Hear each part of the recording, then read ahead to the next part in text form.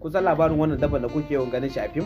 Da yawan mutane suna yawan tambayar kansa shin akwai wannan dabban a duniya ko kirkiran ta a fim aka yi? To da farko dai suna wannan dabban dinosaur, a yanda masana tarihi suka ce wannan halittar sai rayuwar su ne a North America da China sai Argentina. Sannan masana tarihi nan sun kara da cewa alƙwacin wannan halittar a duniya yanzu shekara miliyan 65 kenan. Akwai mai binciken halitta mai suna William Buckland, shine ya fara binciko wannan dabba inda ya binciko wani kashi daga cikin wannan halittar.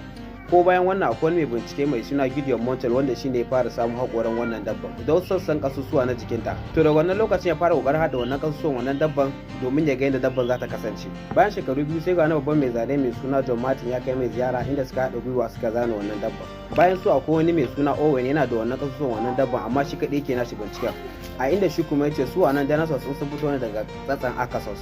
Sannan ya kara da cewa su wannan dinosaur in kala biyu ne, inda ya ce akwai Saurischian da Ornithischia dinosaur. Sannan ya ce ko a ƙashin sa akwai bambanci inda ƙashin Saurischian yake kallon gaba da ƙasa sannan ita kuma ƙashin da Ornithischia na kallon baya ne da ƙasa. Abin da ya kara ba su ƙarfin wannan binciken ya ce sun sha ganin shaidan kafafun wa'annan dabbobin a North America da China din nan. Sannan da muka dawo cikin zamanin da zaka sa nan suna neman ƙwayan halittar duk wani dabba suka ga ya kama da wannan halittar kamar jaki, doki da wannan halitta kusa sun shi da wasa ba da maciji domin su hada su waje daya su kara dawo su cikin duniyar nan su rayuwarsu.